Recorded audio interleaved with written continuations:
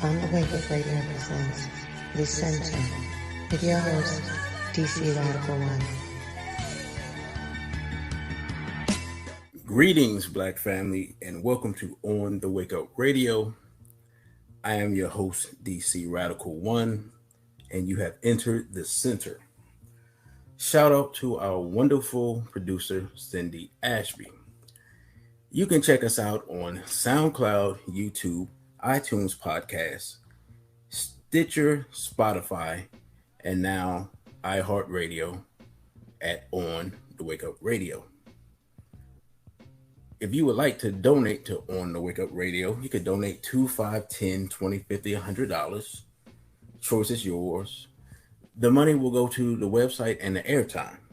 It's a labor of love, but of course we live in a capitalist society. If you appreciate the free content, please help us keep the message uncensored and free. You can donate via PayPal at onthewakeupradio@gmail.com. Also, if you would like an advertisement slot, please hit us up at onthewakeupradio@gmail.com. Again, I am your host, DC Radical One. And if you're watching this live stream on YouTube, you can see at the bottom that you can follow me on Instagram at dc.radical1. That's dc.radical1. Also, you can follow me on Twitter at DC_radical_ONE. That's at DC_radical_ONE.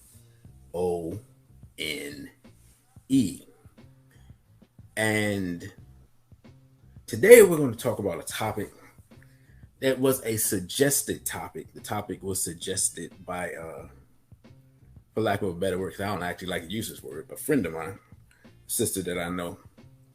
And she basically said, well, why don't you talk about what we should be doing, what Black people should be doing now? And this was at the beginning of the George Floyd uprising, I call it. And when she said that, I was like, I was thinking about that, but with this thing going on, I didn't know if that would be an on-time topic. But then the more I thought about it, I said, you know what, she's right. So I'm going to do that, and that's what we're going to discuss today. We're going to discuss staying on code. And the thing about it is that a lot of people, I hear this term a lot. I hear a lot of people talking about staying on code, staying on code, staying on code. And I thought to myself, how many people actually know what is on code, and how many people even know where, quote unquote, the code came from? And so as I thought about it, I said, well, you know what? Let me talk about that and talk about what it means, especially in this time, in this space, with the things going on that are going on. Because there is definitely a lot of off-code behavior taking place as people are marching, protesting, uprising. And if you've been observing, like I've been observing, and if you even gone out to, and I can't speak to every city because of course I'm not in every city, but Washington DC, they've had almost constant, like literally almost constant protesting, like almost 24 hours. I've seen a lot of off-code behavior, and we're going to talk about a little bit of some of that off-code behavior that I've seen very briefly, and then we're going to get into things that we can do to stay on code amongst ourselves, and things that will extend beyond just this time of high emotion, things that can carry and propel us forward as Black people, regardless of what the European chooses to do. Whether the European chooses to do the un-European thing, which is to give us justice. That's not a European thing. That's outside of their normal realm of behavior. Or they choose to do the European thing, which is tell us you can't do anything about it. Because that's what they generally tell us. Those of us who are old enough to remember we watched Rodney King be beaten senseless for what seemed like half an hour. And everyone saw it. The world saw it. The tape went around the world. And those people were not guilty.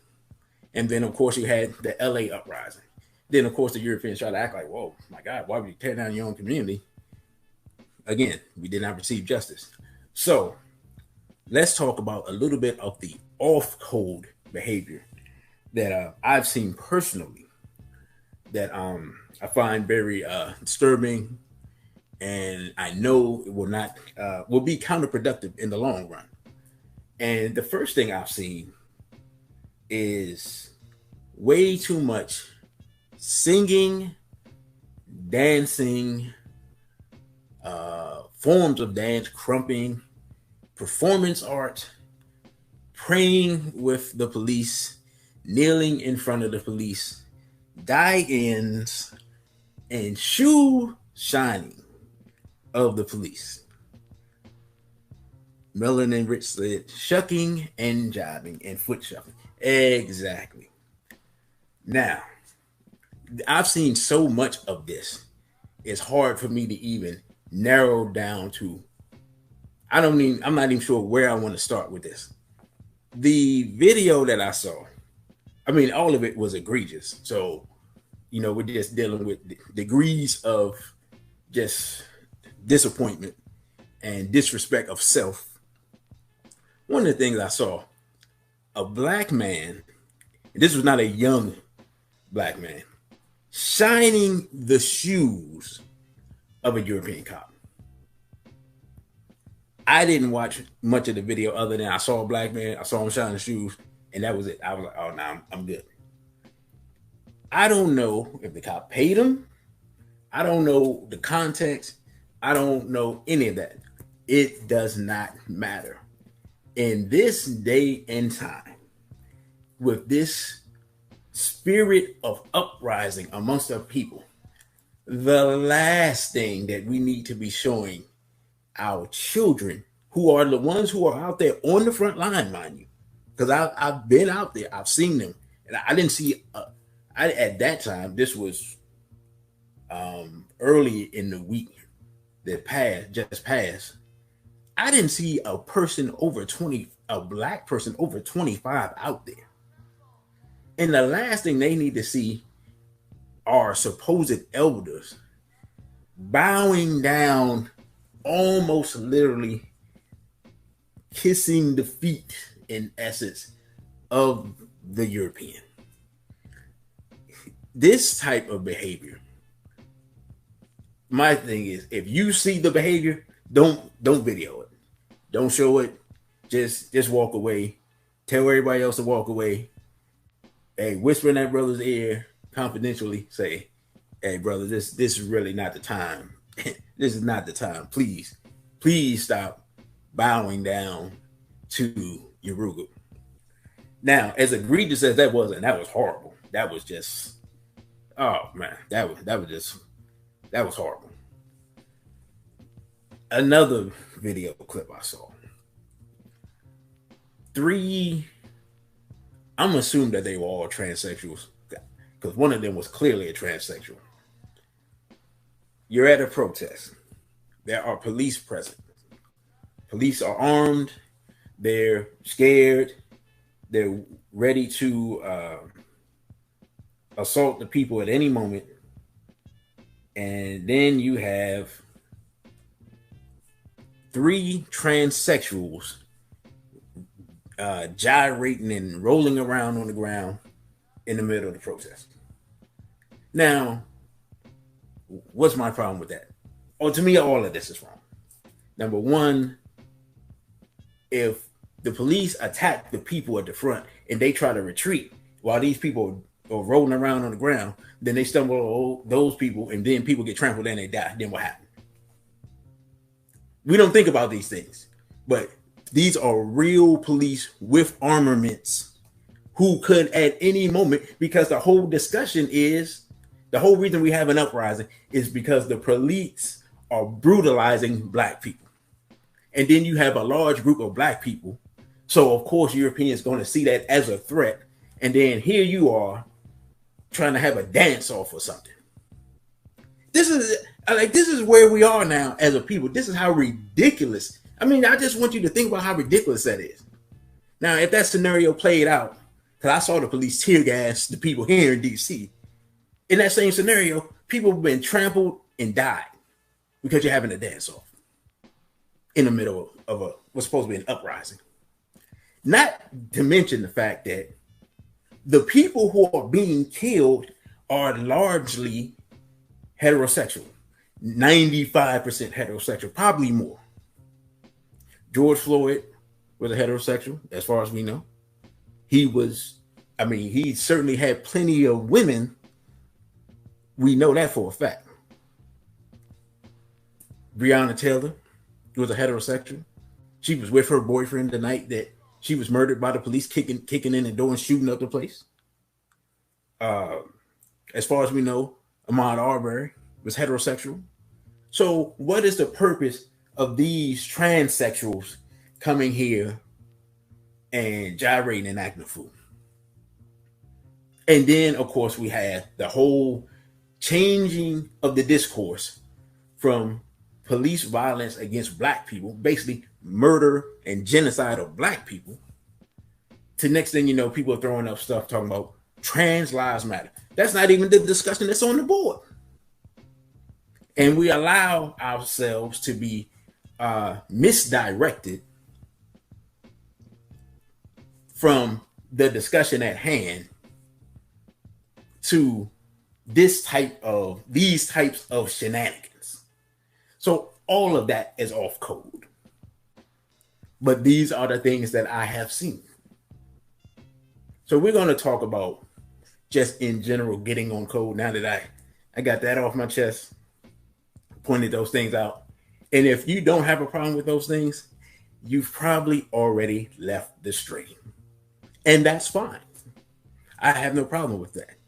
Because I'm here to talk about, like last week, things that will benefit us in the short and long term in order to achieve the goal, not just of justice, but the goal of African liberation and eventually global African dominion. That is the goal.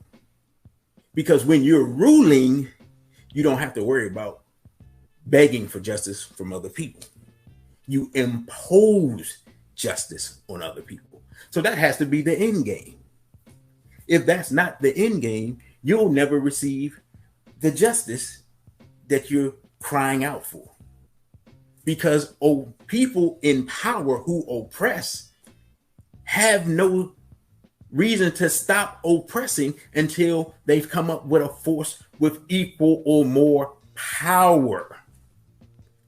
And that's why the cry from the 60s of Black power is stronger than the cry now of the 2010s of Black Lives Matter.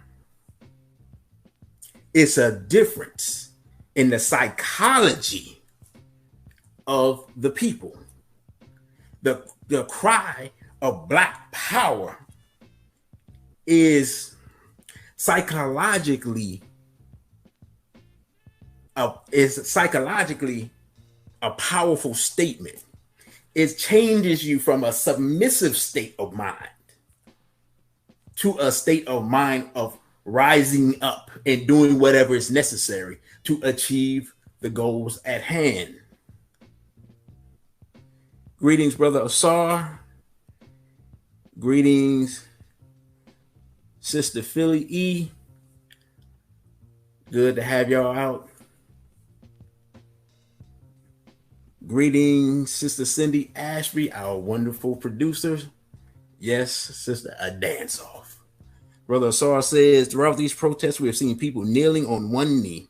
Is this a symbol of submission or unconscious affirmation of the police tactic that resulted in the death of George Floyd? Brother, I'm glad you put that in the chat, because it is. I found it weird, and I noticed that too. I kept seeing Black people on the knee, and I'm like, is deep because, in essence, to me, the European was mocking not just attacking the brother, but it was almost a mockery of the whole thing with Kaepernick in the knee in the NFL from a couple of years ago. So he's like, "Oh yeah, y'all want us to take a knee? I'm gonna take a knee right on his neck, and what you gonna do about it?" And as I said last week, the bad part about it, and I can't emphasize this enough, because we have to get out of this submissive mentality, like the brother's saying. The bad part about it is there were multiple people there. How come no one rushed?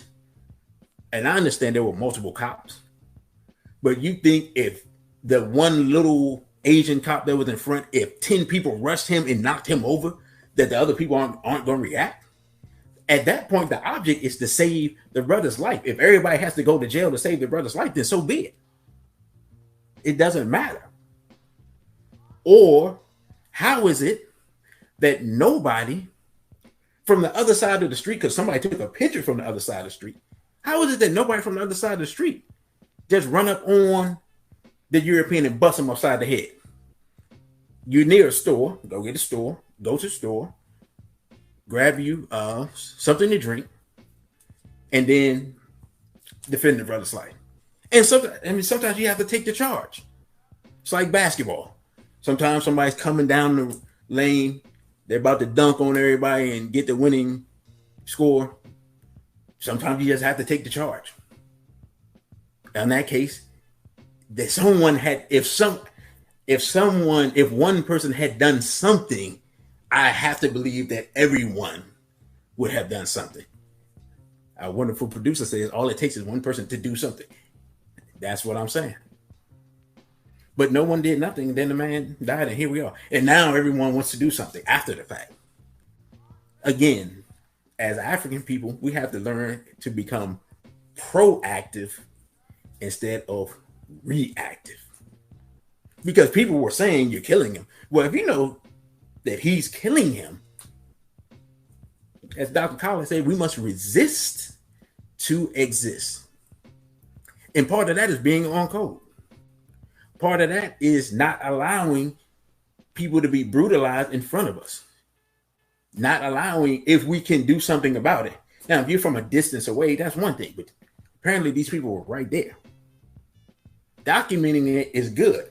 I made an Instagram post. I said, if 20 people are standing around watching the police brutalize a black person, one person should be documenting it, and 19 people should be doing whatever they can to keep the police from murdering that person. Yeah, we need the documentation because we all getting ready to go to jail. But so you can document why we did what we did, so our lawyers can show it, and maybe we can get a reduced sentence or something. But we shouldn't all be standing around documenting it. We don't need multiple camera angles. If the person's dead, that doesn't benefit them. And in this case, we see all this outpouring, all this grief, all these protests, all this riots, all these things that are taking place. And yet, with apparently millions of people around the world, none of that can bring this man alive. None of us have that power, individually nor collectively, to resurrect that man and give him back to his daughter. So it's better to be proactive than reactive. But here we are. So with that being said, I'm just going to go over some things that I thought about as far as staying on code that we need to do as black people and remember to do and continue to do. First things first. Number one, stop socially integrating with Yorugu. I know some people getting ready to leave the chat right now. I know some people are frustrated and mad. You got to tell it like it is. Stop socially integrating with Yorugu. What am I saying? Don't put yourself in positions where things can go bad with Europeans because you're hanging with Europeans. A perfect example of this is the case I talked about last week from 20 years ago, Jamesburg. James Byrd was apparently hanging out with Europeans, drinking. Europeans got drunk and decided, hey, let's tie him to the back of a truck and drive down the street with him on the back of the truck.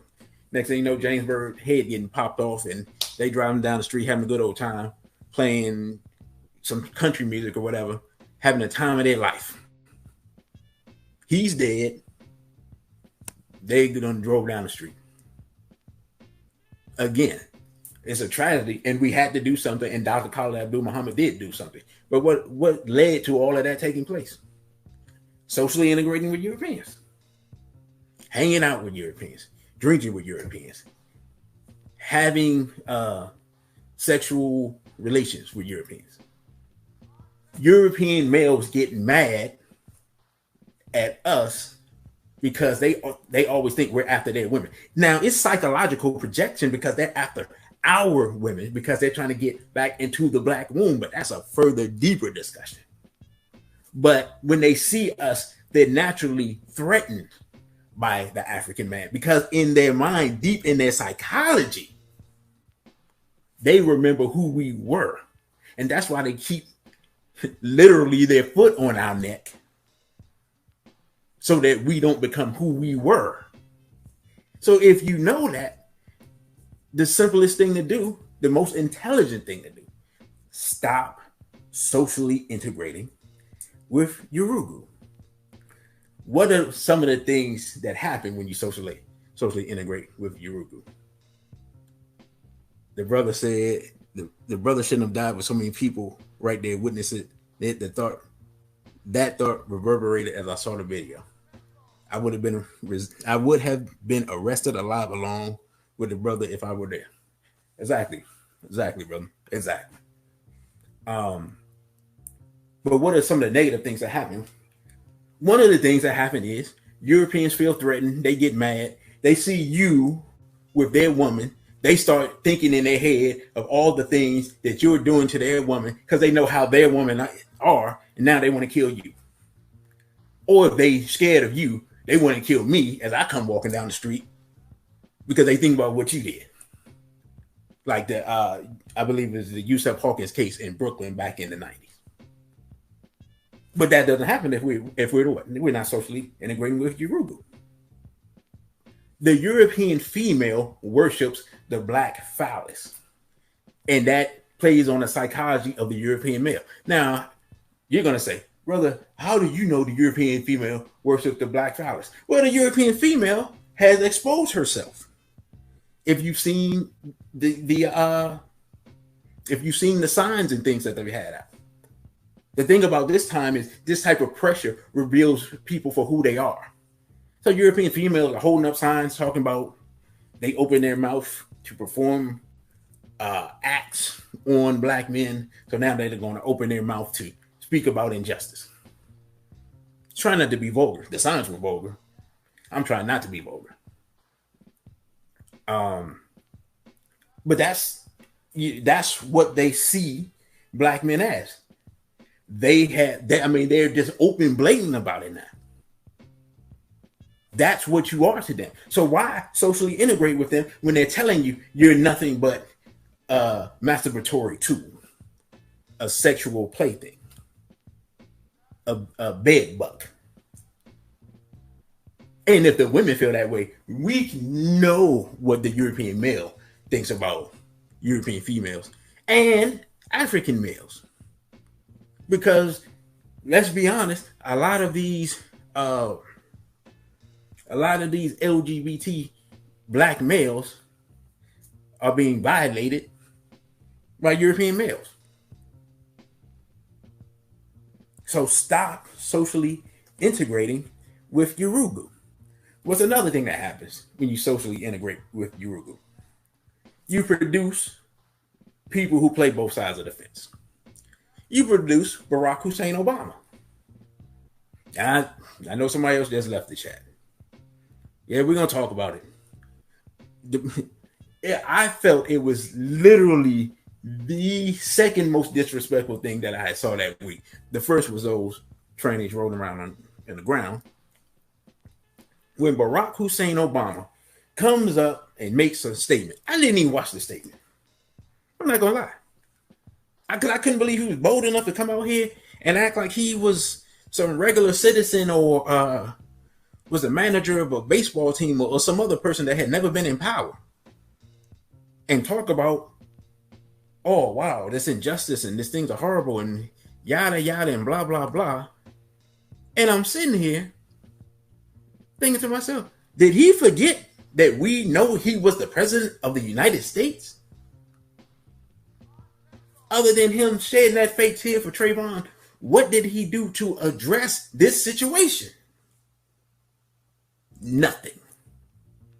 His the person he picked to be his running mate, who became vice president, is the author of the crime bill, the '94 crime bill that led to so many people, black men, being part of mass incarceration system. And the sister said he passed the law to empower police brutality. Exactly. So his vice president is the one that passed the bill for mass incarceration and police militarization. And then he comes with the blue law bill to protect the police so that they can mass incarcerate and brutalize us. But he want to make a statement. But that's the nature of what? That's the nature of the mulatto. The mulatto goes with whichever group is strongest. Well, obviously the European is strongest, so who did he go with? He passed rights for LGBT, but he didn't pass any black rights. What did he tell us? Stop complaining and put your marching shoes on. Black people have been marching for 60, 70 years. And as the brother said, we haven't moved 1 inch. Dr. Claude Anderson said that. He said we've been marching for, I don't know how many years they said. He might have said 100. And haven't moved 1 inch. And so when you have people like Obama, and then this Doja Cat person said whatever she said, I didn't even know who this person was. And then when I looked at her, I was like, she doesn't even look black, so why is everyone getting upset? But if we had read Destruction of Black Civilization, our Black Bible, it says integration is the key element in destruction of Black civilization. And talks about the fact that Black people have to recognize that what? The European is our enemy. So if you're laying up with the enemy, you're likely to produce what? More enemies. Do we think we're going to produce, Dr. John Henry Clark say, produce a good African in between the legs of a European woman? That doesn't make any sense. So again, stop socially integrating with Europeans. I mean, I know we love white folks, but it's not helping anything. I remember someone made memes talking about help stop racism, produce mixed babies or something like that. That's not working. Time to try something else. And I just want to read this quote from Dr. Chancellor Williams real quick. It says, the necessary re-education of blacks and a possible solution to racial crises can begin, strangely enough, only when blacks fully realize this central fact in their lives. The white man and woman is their bitter enemy. Destruction of Black Civilization, page 310. So no matter how many white people we see marching, yelling Black Lives Matter, no matter how many white people we see saying they're sorry and they didn't understand and now they understand and we have to fight systematic oppression and so forth and so on, this central fact remains. For the last 5,000 to 6,000 years, the white man and woman have been our bitter enemy. Now, let's move forward. Number 2, on the things we need to stop doing. Stop engaging in anti-sexual behavior, as Neely Fuller Jr. calls it. What am I talking about? specifically homosexuality and pedophilia. Why am I saying that? One of the key reasons why we have so much homosexuality in our community is because we have what? So much pedophilia in our community. When you get to the root of it, a large percentage of homosexuals, if you talk to them and they are honest, they will admit that they have been sexually violated at a young age. This is destroying our communities from the inside out, and we don't want to talk about it because so many people have been victims and so many people are victimizers or did something that's borderline that they're not sure about, so they don't want to talk about the issue at all.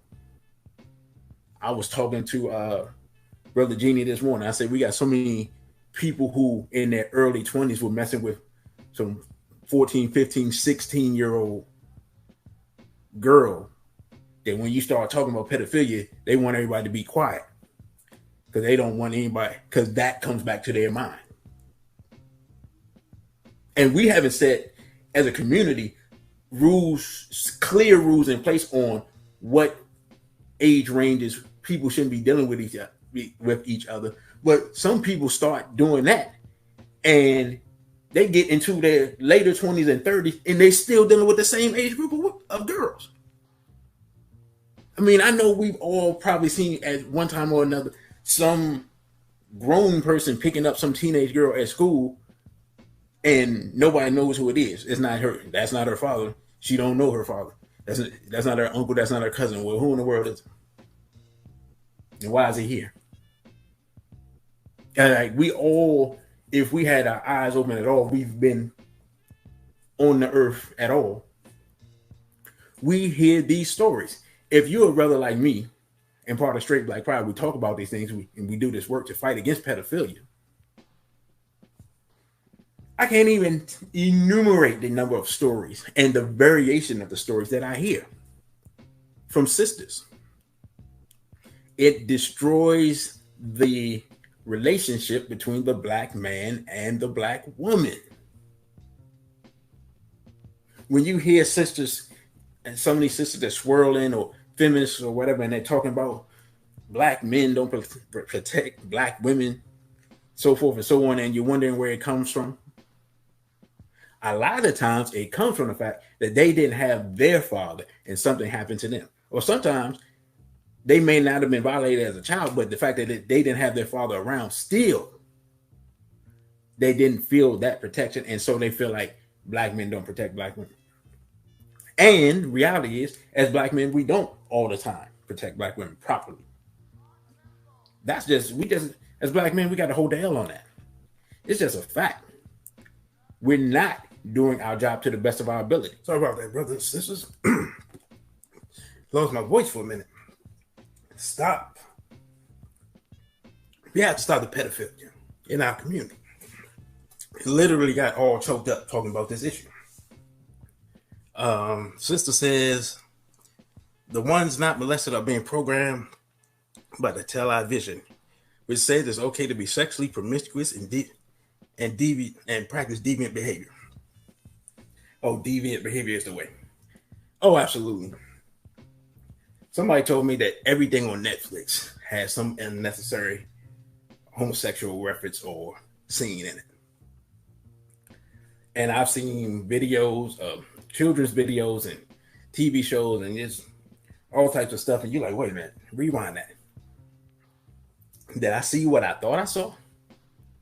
And so we have to stop. We have to address the issue and stop the pedophilia. And the homosexuality, the feminization of the black male, the masculinization of the black female, we have to get to a point where men are men and women are women. There's no benefit for our community in men being weak, effeminate, cowardly, wearing dresses, high heels, halter tops, wigs. How does that benefit the Black community? How does that behavior benefit the overall Black community? How is it that men who aren't men? Now, this is what's deep. The women complain about the men not being men and the men not protecting them, but then they advocate and vouch for the men who have chosen to disavow their manhood and become women. So the same women that's complaining about Black men not being men are the same ones talking about Black trans lives matter. Somebody make that make sense, please. Anyone make that make sense? I'm just confounded by that. And so one of the reasons why they're so willing to attack us that we don't think about is the fact that they see how effeminized and weak we are as Black men. And they're like, oh, yeah, we got them. Let's move on them. They ain't going to do nothing. And we haven't proven them wrong. They thought that back in 15 or 16, when Michael Xavier Johnson said, no, I'm going to stand up if nobody else stands up. And he executed what Neely Fuller calls maximum compensatory justice, which he says you execute when you can no longer take the abuse and oppression that is going on from the white supremacists, where it gets to the point where it's too much. I have to do something. And he did something. And he didn't call anyone, let anyone know. He just made a plan and executed it successfully. And then Brother Cosmo September took it upon himself to find and neutralize terrorists that happen to be wearing police uniforms. And we've had others over the years. But it's not a story that we talk about enough. Where we've had Black men execute maximum compensatory justice against police or terrorists who wear police uniforms. People who just say, okay, this is a problem, I have a solution. Can't brutalize people, if you're not on the planet. Now, I'm not recommending anyone do anything. I'm just giving these examples of maximum compensatory justice to say these things have taken place.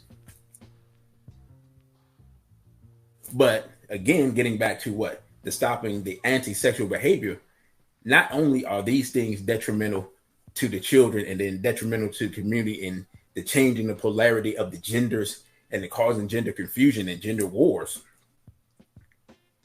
and causing us to be looked upon as weak and prey for our enemies. All of those things are bad. But there's another thing that it does. If people are practicing anti-sexual behavior, they're not reproducing. So people are ending their bloodlines because of sexual confusion. And so then what? The goal of the white supremacists is to lower our population rate, and we're helping them by engaging in anti-sexual behavior. But yet you'll have those people claim that they're fighting against white domination, but they're aiding white domination by helping to lower our population. And they don't even see the connection. They will argue with you about it. But population control is a European concept. You're aiding the population control because as a man, if you're laid up with another man, you're never going to produce anything of value. And a woman that's laid up with a woman, the same goes for them. So you're practicing white supremacy simply by engaging in the anti-sexual behavior of homosexuality and pedophilia. Number 3, going to run more people out the chat. Stop referring to each other in a derogatory fashion as Black people. What am I saying? Stop calling our women B's and H's. Men, stop calling each other N-words. Why is this a problem? Let's think about it. Black people have been denigrated and violated by all other people on the earth for the last 500 years or so. Why would we then go about denigrating and violating ourselves? Why would we take on names given to us by enemies? How does that, again, how does it benefit us to do this? How does it benefit the Black woman to call each other bees? Yes, bee, blah, blah, blah, blah. How does that benefit them? When I was growing up, if you called a Black woman a bee, more than likely you had to fight her, her brother, her cousin, her uncle, and maybe her father. That's how it was. The word was derogatory. How was it derogatory in the 90s, but it's not derogatory now? Did the word change, or did our acceptance of the word change? And who taught us to accept the word? Did we teach ourselves to accept the word and call our women that? Or were people paying us to spread that message? And then it got to the point where our women accepted it, the label, and then they themselves, after they accepted the label, then they themselves start calling themselves that because we browbeat them over the head with it through our music for 30 years. Stop calling each other derogatory names. Stop N-wording ourselves to death. N-word, I can't turn on anything with Black people where we N-word and N-word and N-word and N-word. Do you know how many of our ancestors, that's the last word they heard when they were hung, shot, raped, murdered, brutalized, tortured? Ahmaud Arbery, last word he heard before he was shot in the chest. This man stood over and called him N-word and shot him again. So you're going to tell me that that's a positive word when I just told you that? Marcus Mosiah Garvey told us in his Declaration of Rights of the Negro Peoples of the World in 1920, we deprecate the use of this word. What does deprecate mean? It means hate. We hate the use of this word. We hate the use of this word. So if Marcus Garvey hated the word back then and it was negative back then, how's it positive now? And who made it positive now that we need to call ourselves this? Who told us that? Again, if we look, the Zionist small hat is the one that told us that it's a positive word. They told us that then. He was having that fight then. Then in the 80s, a small hat paid NWA money to bring the word back. And here we are calling ourselves this word. And brothers will literally fight you over this word. Brothers have more fighting them to call each other N's and B's and H's than they do to fight the European. Again, how does it benefit the Black community? N-wording each other is off code. Again, now, to go on to and align with this one, this is another one I see sometimes. Stop publicly disrespecting Black people's physical features. Why are we as Black people making fun of Black people's noses, lips, and things like that? Why are we denigrating ourselves? Dr. Francis Cress Welsing said, self-respect is the foundation for justice. All of these things are disrespectful to self. We think, I remember, I think I was a teenager. KRS-One, the rapper, and someone else had a beef. And they were going back and forth. Then the man started talking about KRS-One's nose. This is in the so-called golden era of rap. Disrespecting ourselves. Stop disrespecting ourselves and our physical features and the way we look. We see the manifestation of it in our children. Our children want to get nose jobs. Our children want to get, our women want to get boob jobs and butt jobs and hair jobs, and you name it. Nobody wants to be themselves. Skin bleaching and you name it. Manifestation of self-hate.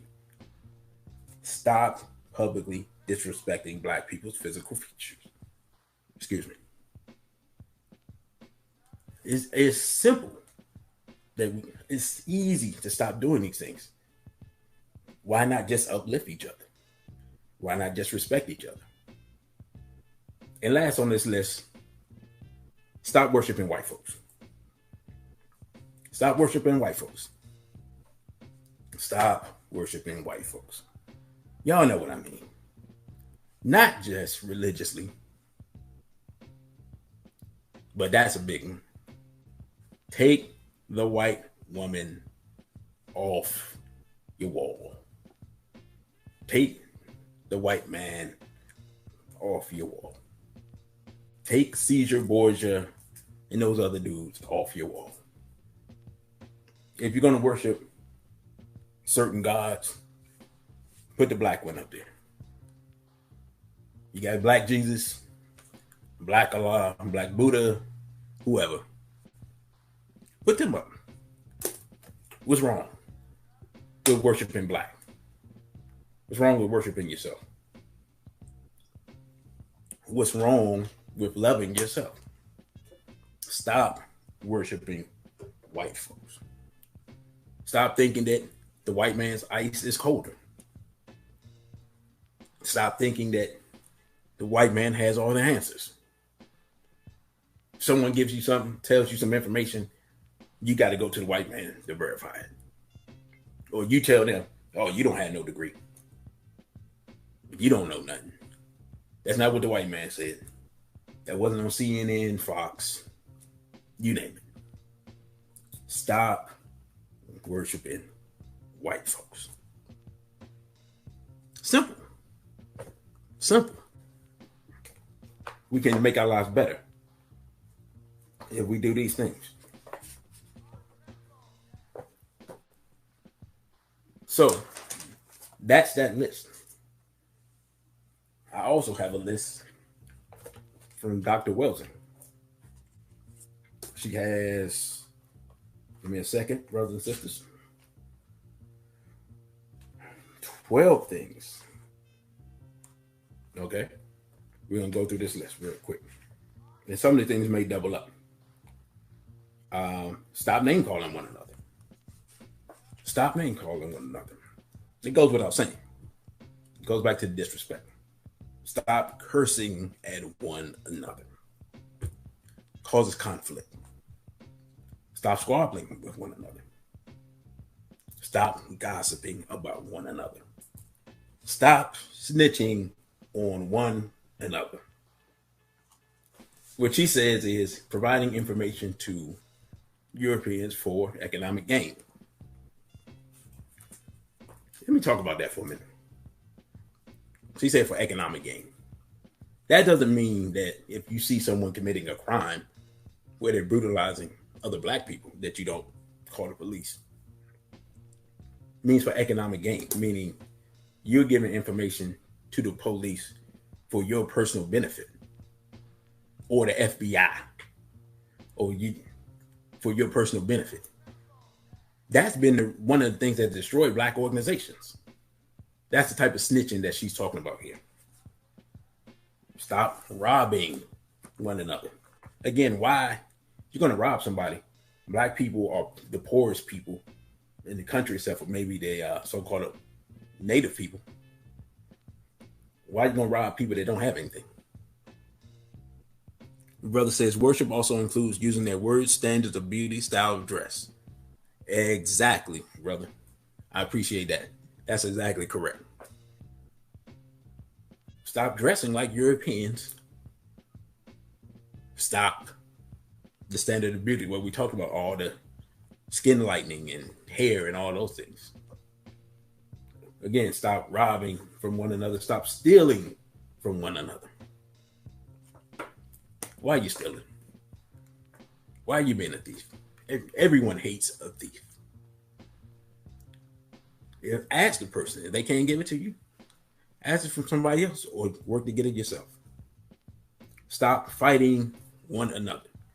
I'm gonna put a caveat here.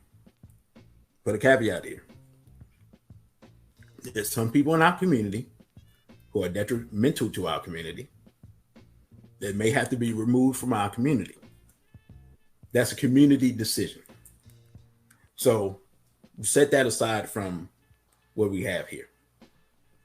Stop. And also, this applies to the next one that says stop killing one another. That also applies to that one. Stop using and selling drugs to one another. Again, we're in a time where literally anything can happen. We've seen a global pandemic, a economic collapse, and uprisings around the country.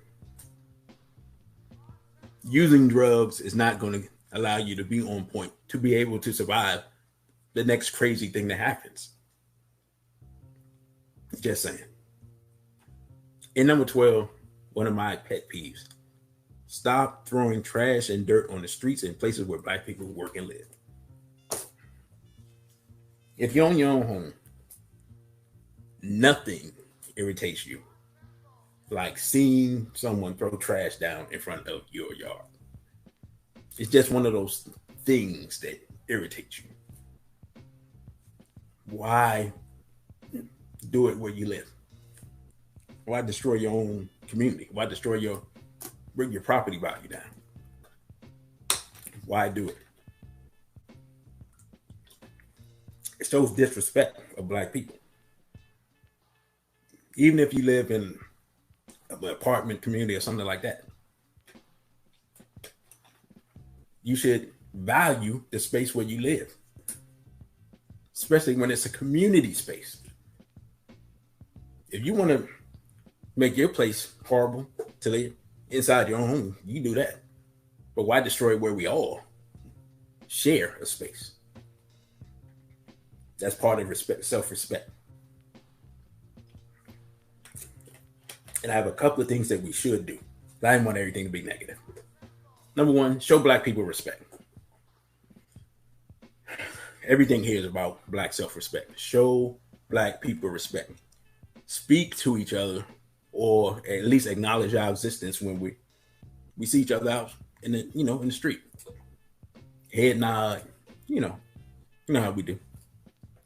Speak, good morning, whatever greeting you like to give. You're in an African environment, Jumbo, baby Fahodier, things like that. You Muslim, Assalamu alaikum, all that. Whatever the case may be. Show Black people respect. Stop being disrespectful to Black people. Stop being disrespectful to Black people in real life. Stop being disrespectful to Black people online. That's a big thing. And we don't realize that shows everybody else in the world how we should be treated because of how we treat each other. We say that's not a big deal, but it is. And whether we want to recognize it or not. Next, this is a big thing to me, especially now, because we're going to see, we're seeing some things already that we're heading in the wrong direction. Support race-first institutions and organizations. What am I saying? We're going to see a lot of money because of this George Floyd thing flow into the community, flow into organizations. It's going to flow into the hands of people who are not race first. Why did I say support race first institutions and organizations? Because number one, these are the least supported institutions. Europeans aren't going to support an all Black anything, no matter what it is. They're not going to support it. So that leaves what? Who to support it? It leaves Black people. If the money goes to a race-first organization, at least you know where it's going. You know who to talk to about what it is, and they're more approachable. You give it to these European run and funded organizations, you don't know what's going on. And they don't have to answer to you because they're getting more money from Europeans than they're getting from us. And they're beholden to Europeans because of that. So the money that they get from us is going to be a drop in the bucket compared to the money that you get from the European. So whose bidding are they going to do? We've seen the NAACP, Black Lives Matter, Urban League, and some of these other ones funded by Europeans, specifically small hats. And then we see that the NAACP back in the day would go against Garvey, who's funded by black people. So what does that tell you? He who has to go makes the rules. But if you support race-first institutions and organizations, you make the rules. You have a say. It doesn't just have to be economic support. Repost information that they put out. Attend their events. Organize with them. There's different types of support. But those are the organizations that are dedicated to black upliftment, black power, black self-respect. And they don't want to care about black people because there are only black people in it. So of course they care about black people because they don't even allow non-black people to even come into the organization and interact with them. Support race-first organizations. Number 3, build black families. Again, this is not deep, but we're not doing them. If you're a black man, you should be looking for a black woman to marry. If you're not married. If you're a black woman, you should be looking for a black man to marry. Why? I just said we were facing genocide before. We were practicing anti-sex behavior. The purpose of sex is to what? Create black life. I made a post that said that how can people scream Black Lives Matter if they don't support the institution that creates black life, which is the positive interaction between the black man and the black woman? Build black families is a solution, although we don't think of it that way, to what? The genocide problem. If black people, if a black man and a black woman come together and they create a functional black family, then those black people that they create, that becomes a generation of black people who look at other black people in a positive light. And then that can empower them to go on and create a black family. Brother Bailey said, family is the foundation of civilization. Correct. Dr. John Henry Clark basically said that managing a family is practice for managing a nation. That's why we call building a family nation building, because that's the building block. If you can successfully do that, you can manage a nation. Excuse me. You have an economic component to it with your finances. You have a diplomatic component to it while you're negotiating with your wife or husband and your children. You have a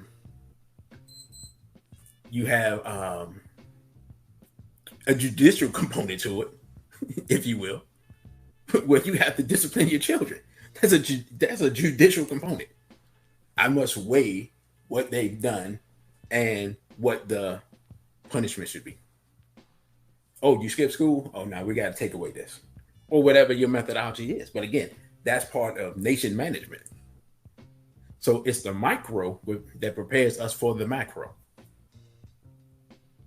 So build black families, which means a black man with a black woman producing black children. 4, support black business. I mean, again, this is not really deep, profound stuff I'm talking about here. But these are things that help us. Part of supporting black business is in an environment like this. If you see Europeans looting and whatnot, Supporting the black business means standing out in front of the business and say, hey, not this one. Simple. Not this one. You're not going to destroy this business. No. Brother Irritated Genie, he had a clip with Brother King D. Seals, peace be upon him, where he was talking about the Europeans came out to Ferguson and supposedly helping them. And one of the things they were doing was secretly destroying black businesses, throwing Molotov cocktails in the business and things like that. So they were white supremacists masquerading as, these liberal whites. And they were destroying black businesses. And like I said, an environment like this, protecting the black business is just as important as going in there and spending money. You want to make sure things still exist. An environment like this with the COVID thing, supporting it with your money is big because a lot of small businesses in general aren't going to survive. If it's a black business that hires majority of black people, you have to support that business. Here in the Washington, D.C. area, we have Everlasting Life, which is a vegan restaurant, which also is where we hold many of our events. And so it's become a pillar of the community. We have to have these type of institutions because as we lose more land due to gentrification, we lose the spaces where we can talk as family amongst ourselves and plan and strategize to fight against racism and white supremacy. So if you have that type of business, you have to support it. And last, I really just thought about this. Worship black gods or practice African traditional spiritual systems. Also with that, learn African languages and culture. Re-Africanize yourself in essence. This helps a lot. This helps a lot with reconnecting with brothers and sisters across the continent and throughout the diaspora and around the world. There may come a time where black people may not be able to stay here in America, or may be more advantageous to leave. Because it's looking rough right now already. Learning your history, your culture, and African language is beneficial if you need to make that transition. Now, these are 5 things we can do and should do to stay on code. And the last one helps us connect with black people around the world, because there are over 1.2 billion African people on earth. That sounds a lot better than 50 million here. And so with that, brothers and sisters, because quite frankly, I'm having difficulty with my voice right now, I'm going to end this show earlier than I planned. But I thank you all for coming out, listening, supporting, retweeting, and supporting Straight Black Pride Movement, supporting On the Wake Up Radio, supporting the center. And we're trying to build something here at the center. We're trying to build media for our people, by our people, to our people. So we appreciate your support. And the brother said I got Vodun family in Louisiana and Haiti. That's powerful. So quickly, on July 25th, quick announcement, our brother Irritated Genie will be speaking at Everlasting Life Cafe. Wow, I've forgotten the address. The Everlasting Life Cafe. I'll have the flyer next week. But he'll be speaking on African survival in the 21st century. So if you're in the Washington, D.C. area, come on out, support the brother. This is going to be a very important lecture. He's going to talk about some very important things that we need to know about as African people for our survival moving forward, because there are people who want to remove us from the planet, and they're using every trick in the book. Sister said we got a thumbs down. Oh, okay. They must like to use the N-word. But that's going to be July 25th at the Everlasting Life Cafe. So with that, brothers and sisters, I'm going to end this broadcast. I appreciate you. I love you, Black family. Question, will the convention still be held this year? Yes, that's the plan. Excuse me, sister.